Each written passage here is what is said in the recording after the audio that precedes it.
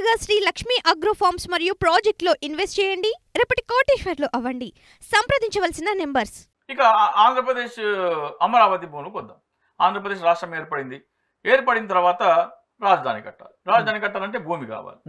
భూమి కావాలంటే ప్రభుత్వ భూమి ఉంటుంది, లేదా ప్రైవేట్ నుంచి భూమి కొనుక్కోవాలి. చంద్రబాబు నాయుడు గారు ఒక కొత్త పాలసీ తీసుకొచ్చారు.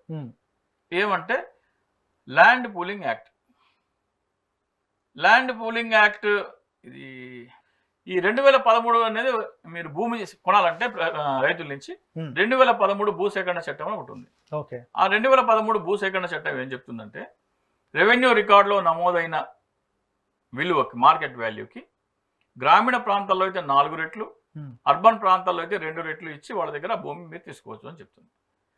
ఈ చంద్రబాబు నాయుడు ఎంచుకున్న 29 గ్రామాల్లో 2014 రాష్ట్ర విభజన కంటే ముందర అక్కడ భూమి విలువ రెవెన్యూ రికార్డులో 2 లక్షల నుంచి 3 లక్షలు ఉంది. ఓపెన్ మార్కెట్లో 8 లక్షలు, 10 లక్షలు, 12 లక్షలు అట్లా ఉంది. 2013 భూసేకరణ చట్టం మీరు ఉపయోగిస్తే అక్కడ 8 నుంచి 12 మధ్యలో ఉంది కాబట్టి మనం 10 యావరేజ్ తీసుకుంటే కనుక 10 లక్షలు రైతుకి చెల్లించే ఆ భూమి ప్రభుత్వం తీసుకోవచ్చు. మార్కెట్ విలువ కూడా 8, 10, 12 ఉంది. సో మీరు 2013 భూసేకరణ చట్టం అప్లై చేసినా మార్కెట్ వాల్యూకే వస్తుంది. మార్కెట్ వాల్యూకి ఎవరైనా సరే రైతులు భూమి అంటే ఇవ్వరు.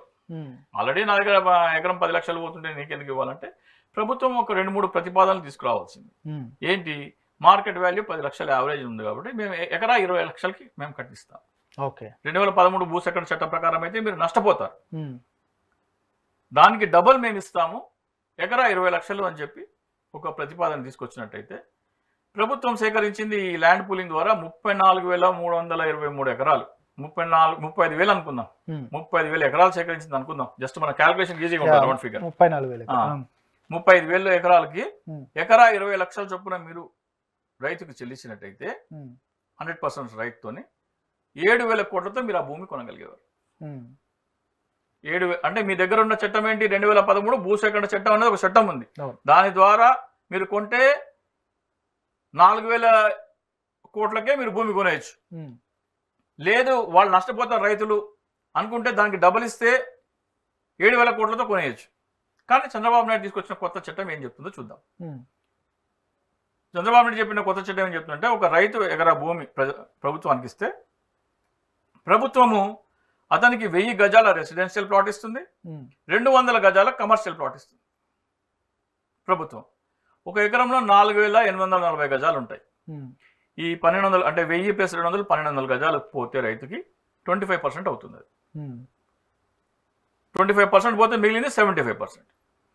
50% ఏమో రోడ్లు, పార్కులు, స్విమ్మింగ్ పూల్స్ కానీ, కమ్యూనిటీ హాల్స్ కానీ, దేవాలయాలు కానీ, పాఠశాలలు, విశ్వవిద్యాలయాలు, ఆసుపత్రులు, పేదలకి ఇళ్ల పట్టాలు, వీటన్నిటి కోసం 50% రిజర్వ్ చేసినారు. 25% రైతులకి, 50% ఇది పోతే ఇంకా 25% ఉంటుంది. ఆ 25% భూమి విలువ ప్రభుత్వం దగ్గర ఏదైతే 25% భూమి మిగిలిందో ఆ భూమి విలువ ఈ రోజున 5 లక్షల కోట్లు అయ్యేదని చంద్రబాబు నాయుడు అంటున్నాడు. అమరావతి రాజధానిగా జగన్మోహన్ రెడ్డి కొనసాగించి ఉంటే ప్రభుత్వం దగ్గర మిగిలి ఉన్న భూమి విలువ 5 లక్షల కోట్లు అయ్యేది అంటున్నాడు. ప్రభుత్వం దగ్గర ఉన్నంత 25%, దాని విలువ 5 లక్షలు అయినప్పుడు రైతుల దగ్గర కూడా 25% ఉంది. దాని విలువ ఎంత అవుతుంది? 5 లక్షలు. 5 లక్షల కోట్లు అవుతుంది. నువ్వు 2013 భూసేకరణ చట్ట ప్రకారం కొంటే ఎంత అవుతుంది? 7,000 కోట్లే కదా. 7,000 కోట్లు, 4,000 కోట్లే. దానికి డబ్బులు ఇచ్చినా కానీ 7,000 కోట్లే. 7,000 కోట్లతో కొనగలిగిన భూమిని కొనకుండా రైతులకి 5 లక్షల కోట్ల విలువైన భూమి ఎందుకు ఇస్తున్నావు నువ్వు? అంటే ప్రభుత్వ ఖజానాకి 4,93,000 కోట్ల నష్టం అవునా కాదా? ఢిల్లీ లిక్కర్ స్కామ్ ఏమో 664 కోట్ల స్కామ్ ప్రభుత్వ ఖజానాకి నష్టం చేస్తుంటే ఈ Amaravati land pooling act Chandrababu Naidu చెప్పిన లెక్క నేను కూడా 5 లక్షల కోట్లు అయితే నేను చెప్పట్లేదు. చంద్రబాబు నాయుడు చెప్తున్న వీడియోలు, ఇంటర్వ్యూలు ఉన్నాయి మన దగ్గర. ఈ 25% భూమి విలువ 5 లక్షల కోట్లు చంద్రబాబు నాయుడు చెప్తున్నాడు, నేను చెప్పట్లేదు. ఈ రేషియో కూడా చంద్రబాబు నాయుడు ఇచ్చిన ల్యాండ్ పూలింగ్ యాక్టే చెప్తుంది. అన్ని చంద్రబాబు నాయుడు లెక్కలే, నా లెక్కలు కాదు ఇవి. మరి ప్రభుత్వ ఖజానాకి 4,93,000 కోట్ల నష్టం చేకూర్చిన చంద్రబాబు నాయుడు మీద ఈడీ కేసు లేదు, సిబిఐ కేసు లేదు, ఎంక్వైరీ లేదు, అరెస్ట్ లేదు, జైలు లేదు. అమల్లో ఉన్న చట్టం ఇది. అమల్లో చేద్దామనుకునే ఉద్దేశంతోనే 666 కోట్లకు వాళ్ళని జైల్లో పెట్టినావు కదా. ఇది అమల్లో ఉన్న చట్టానికి నువ్వు కేసు ఎందుకు లేదు? ఇంకొక విషయం అంటే ఇంకొకటి ఏంటంటే రైతులకి ఇది మేలు జరుగుతుంది కదా, భూమి విలువ పెరుగుతుంది, రైతులకు మేలు జరుగుతుంది. దీన్ని ఎందుకు మీరు అపోజ్ చేస్తా ఉన్నారు? అంటే ఏమంటే మీరు 5 లక్షల కోట్లు రైతులకే పోతుంది కదా, వాళ్ళకి పోతే నష్టం ఏమంటున్నారు. అమరావతి అనేది ఇప్పుడు అక్కడ 29 గ్రామాల్లో ఎకరం 10 లక్షలు ఉందని. అక్కడ రాజధాని కట్టకపోతే దాని విలువ ఏం పెరగదు కదా, అంతే ఉంటుంది. అక్కడ మీరు ఏం కడుతున్నారు? సెక్రటేరియట్, హైకోర్టు, అసెంబ్లీ, ప్రభుత్వ మీద అన్ని భవనాలు, కేంద్ర రాష్ట్ర ప్రభుత్వ భవనాలు కడుతున్నారు. ఇవన్నీ ఎవరి సంపద? ఇవి ప్రజల సంపద. ప్రజల సంపద. అంటే ఈ రైతుల భూమిలో 5 కోట్ల మంది ఆంధ్రప్రదేశ్ ప్రజల సంపద కడితేనే ఆ భూమి విలువ పెరుగుతుంది. 5 కోట్ల మంది ప్రజల సంపద అక్కడ కడితేనే ఆ భూమి విలువ పెరుగుతుంది. అక్కడ ఏమి కోహినూరు వజ్రాలు లేవు, బంగారు గనులు లేవు, ఏం లేవు. అక్కడ 5 కోట్ల మందికి చెందిన సంపద మీ భూమిలో కడితే మీ భూమి విలువ పెరిగితే లాభం ప్రజలకు పోవాలనా మీకు పోవాలనా? మీది ఎకరం 10 లక్షలు అయితే 20 లక్షలు తీసుకోండి, మిగతా లాభం మొత్తం ప్రజలకు కదా పోవాలా? ప్రజల ఆస్తి కదా కట్టింది. అక్కడ ప్రజల ఆస్తి కట్టడం వల్ల కదా మీ భూమి విలువ పెరిగింది. మీది రూపాయి అయితే 2 రూపాయలు తీసుకోండి. లేదు నేను రైతునే, నేను వ్యవసాయమే చేస్తానంటే ఇక్కడ ఎకరం ఉందనుకోండి భూమి, ఇదే పంటల భూమి రాజధాని బయట 2 ఎకరాలు తీసుకోండి, ఎకరానికి డబల్ వాల్యూ తీసుకోండి. లేదు ఇక్కడ ఎకరం ఇస్తున్నావు కదా, బయట 2 ఎకరాలు అడగండి.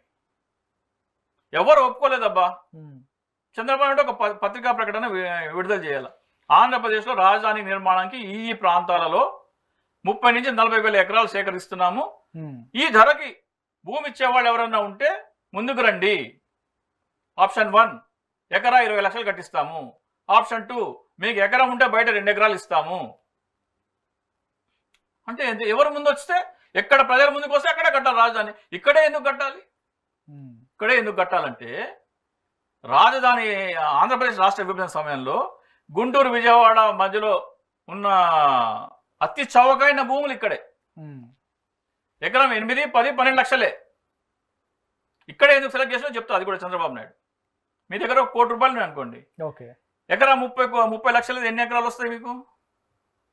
ఎకరం 30 లక్షలు అంటే 3 ఎకరాలు వస్తాయి. ఎకరం 10 అయితే ఎకరం 10 అయితే 10 ఎకరాలు వస్తాయి. అంటే మీ దగ్గర అతి తక్కువ డబ్బుతో అతి ఎక్కువైన భూమిని మీ కంట్రోల్లోకి తీసుకునేది ఇక్కడే. వేరే ఎక్కడన్నా గన్నవరం కానీ లేకపోతే ఆగిరిపల్లి కానీ ఎక్కడైతే చుట్టుపక్కల ఏరియాలు ఉన్నాయో అక్కడ ఎకరం 25, 30, 40 దాకా ఉంది. అక్కడైతే మీరు 1 కోటి రూపాయలు పెడితే 2-3 ఎకరాలు వస్తాయి. ఇక్కడైతే 1 కోటి రూపాయలు పెడితే 10 ఎకరాలు వస్తాయి. అంటే మీ దగ్గర తక్కువ డబ్బుతో ఎక్కువ భూమి మీ కంట్రోల్లో పెట్టుకోవచ్చు. మీ కంట్రోల్లోకి తీసుకున్న తర్వాత రైతుల ముసుగులో మీరు దూరి భూములన్నీ కొనేసిన తర్వాత ఇక్కడ మీరు ఈ చట్టం తీసుకొచ్చినారు, ఏది ల్యాండ్ పూలింగ్ యాక్ట్ అని. అంటే మీరు ఎకరం 10-12 లక్షలకు కొన్న భూమి మీరు చంద్రబాబు నాయుడు చెప్పిన లెక్క ప్రకారము 5 లక్షల కోట్లు అయితే ఈ 34,000 ఎకరాలకి ఎకరం ఎంత పడుతుందో తెలుసా? రిటర్న్ 15 కోట్లు పడుతుంది, 14,50,00,000 పడుతుంది. అంటే నువ్వు 10 లక్షల భూమి, 1 ఎకరా 10 లక్షల భూమి ప్రభుత్వానికి ఇస్తే ప్రభుత్వం నీకు ఇచ్చే డబ్బుతోని 150 ఎకరాలు కొనొచ్చు. 1 ఎకరం భూమి ఇస్తే అదే 10 లక్షలు 150 ఎకరాలు కొనొచ్చు అమరావతికి. అంత పెద్ద స్కామ్ అది. ఎకరం ఇస్తే 2 ఎకరాలు ఇవ్వు. ప్రజల ఆస్తుల వల్ల భూమి విలువ పెరిగితే దానికి హక్కుదారు ప్రజలే. ఆంధ్రప్రదేశ్ ప్రజలకు పంచు. లేకపోతే ఈ భూమి విలువ 10 లక్షల నుంచి 15 కోట్లు పెరిగింది కదా, 5 లక్షల కోట్లు లాభం అంటున్నావు కదా. 5 లక్షల కోట్ల లాభం అంటే 5 కోట్ల మందికి మనిషికి 1 లక్ష రూపాయలు పంచి అయిపోయి అమరావతి డివిడెండ్ అని. ఆంధ్రప్రదేశ్ ప్రజల ఆస్తి కట్టడం వల్ల కదా భూమి విలువ పెరిగింది. దానివల్ల ప్రభుత్వ ఖజానాకి 5 లక్షల కోట్ల లాభం వచ్చింది అంటున్నావు కదా. మనిషికి 1 లక్ష చొప్పున 5 కోట్ల మంది ప్రజలకి పంచేసాయి, ఒక కట్ ఆఫ్ డేట్ పెట్టుకొని. ప్రజల వల్ల ఆ భూమి విలువ పెరిగినప్పుడు దాని లాభం కూడా ప్రజలు హక్కుదారు అవుతారు. ఆ డివిడెండ్, అమరావతి డివిడెండ్ ప్రతి పౌరుడికి 1 లక్ష రూపాయలు చొప్పున డివిడెండ్ ఇవ్వని. లేదా ప్రభుత్వ ఖజానాలో 8 లక్షల కోట్లు 10 లక్షల కోట్లు అప్పులు తీర్చేసేయండి. ఇవి చేయకుండా రైతుల ముసుగులో దూరి రైతులు లాభపడాలని నువ్వు రైతులకు ఎందుకు కట్టబెడుతున్నావు? మీరు రైతండి, ఓకే, ఈ రోజున మీకు ఇక్కడ ఎకరం ఉంది, మీరు తీసుకొని 1200 ఎప్పుడైతే నాకు ప్లాట్ ఇవ్వమన్నారో మీరు అక్కడ వ్యవసాయం చేయట్లేదు, మీరు రైతు కాదు. ఏ రోజైతే నా ఎకరా భూమి తీసుకొని 1200 గజాలు నాకు ప్లాట్ ఇవ్వమన్నారో మీరు రైతు ఎట్లయితారు? రియల్ ఎస్టేట్ వ్యాపారం అయిపోతారు. మీరు రైతు అయితే బాబు ఇక్కడ ఎకరం ఇస్తున్నా, నేను వ్యవసాయమే చేస్తా, నాకు బయట 2 ఎకరాలు, అప్పుడు మీరు రైతు. లేకపోతే మీరు రైతు కాదు. అంటే ఇంత స్కామ్ దాగుందని మీరు అంటున్నారు? ఈ స్కామ్ కాదు. ఇప్పుడు ఒక బ్యాంక్ ఉంది, చిన్న బ్యాంక్, చిన్న కింద ఏదో బ్యాంక్ XYZ బ్యాంక్ ఉంది. ఈ బ్యాంకును దోచుకోవడానికి ఇంకో బ్యాంకు పోయినా నేను ఫలానా బ్యాంకును దోచుకుంటా, నాకు అప్పు కావాలా అని అడిగితే ఆ బ్యాంక్ అప్పిస్తా అన్నదట. అమరావతి కూడా అట్లే ఉంది. ఈ 5 లక్షల కోట్ల దోపిడీ చేయడానికి ప్రపంచ బ్యాంకు 15,000 కోట్ల రుణం ఇస్తుంది. మన దేశం ఎట్లా నడుస్తుందో చూడండి. 5 లక్షల కోట్ల దోపిడీకి కేంద్ర ప్రభుత్వ గ్యారంటీతో మీకు 15,000 కోట్ల రూపాయలు రుణం ఇస్తున్నారు. ఫ్యూజులు ఎగిరిపోతాయి దీన్ని స్టడీ చేస్తే. ఈ దోచుకున్న సొమ్ముకి క్యాపిటల్ గేస్ ఎగ్జామ్షన్ ఉంది, అంటే నువ్వు దోచుకున్న సొమ్ముకి నువ్వు ట్యాక్స్ కూడా కట్టక్కర్లేదు, ఫ్యూజులు ఎగిరిపోతున్నాయి. రైట్ అండి. ఇక ఇంకొకటి అప్పటి నుండి నేను అబ్జర్వ్ చేస్తా ఉన్నాను, ఆ బ్యాడ్జ్ ఏంది అసలు? ఈ బ్యాడ్జ్ ఏంటంటే ఆంధ్రప్రదేశ్ రాష్ట్రం విభజనప్పుడు ఆంధ్రప్రదేశ్కి కేంద్ర ప్రభుత్వం ఒక హామీ ఇచ్చింది, కాంగ్రెస్ ప్రభుత్వం. పరిశ్రమలన్నీ హైదరాబాద్ చుట్టూ తెలంగాణలో ఉండిపోతున్నాయి కాబట్టి, ఆంధ్రప్రదేశ్లో పరిశ్రమలు లేవు కాబట్టి, ఆంధ్రప్రదేశ్లో పరిశ్రమలు ఏర్పడాలంటే పారిశ్రామికవేత్తలను ఆకర్షించాలి. పారిశ్రామికవేత్తని వాళ్ళు ఎందుకు పెడతారు? ఏ చెన్నైలోనో ముంబైలోనో తెలంగాణలో పెట్టాలనుకున్నప్పుడు ఆంధ్రప్రదేశ్ ఎందుకు వచ్చి పెడతారు? పెట్టాలంటే వాళ్ళకి ఏమి ఇవ్వాలి? ట్యాక్స్ ఇన్సెంటివ్స్ ఇవ్వాలి. ఆ ట్యాక్స్ ఇన్సెంటివ్స్ ప్రత్యేక హోదా అన్నారు. ఆ ప్రత్యేక హోదా ఇవ్వడం వలన ఇతర రాష్ట్రాల్లో పరిశ్రమలు పెట్టాలనుకున్న వాళ్ళు వచ్చి ఆంధ్రప్రదేశ్లో పరిశ్రమలు పెడితే ఆంధ్రప్రదేశ్లో యువతకి ఉద్యోగ ఉపాధి అవకాశాలు వేగంగా కలుగుతాయి అనేది మెయిన్ ఇంటెన్షన్. కాంగ్రెస్ ప్రభుత్వం 5 సంవత్సరాలు ప్రతిపాదిస్తే భారతీయ జనతా పార్టీ నరేంద్ర మోడీ వచ్చి వాళ్ళు 5 ఇస్తాను, నేను 10 ఇస్తా అని చెప్పి పోయినాక 2 సంవత్సరాలు అయినాక ఆయన అసలు రంగు బయట పెట్టినాడు. ఇచ్చేది లేదన్నాడు. ఎందుకు ఇచ్చేది లేదంటే ఇతర రాష్ట్రాలు అభ్యంతరాలు చెప్తున్నాయి అన్నాడు. ఇతర రాష్ట్రాలని ప్రజల మనోభావాలకి ప్రజల ఆకాంక్షలకి వ్యతిరేకంగా రాష్ట్ర విభజన జరగలేదు. ఆంధ్రప్రదేశ్ తెలంగాణ రాష్ట్ర ఏర్పాటు ఆంధ్రప్రదేశ్ రాష్ట్ర ప్రజల మనోభావాలకి వ్యతిరేకంగా ఆర్టికల్ 3 ప్రకారం జరిగింది. సో ఆంధ్రప్రదేశ్కి నష్టం చేకూర్చిన చట్టం అది. ఈ ప్రత్యేక హోదా అనేది నష్టపరిహారం.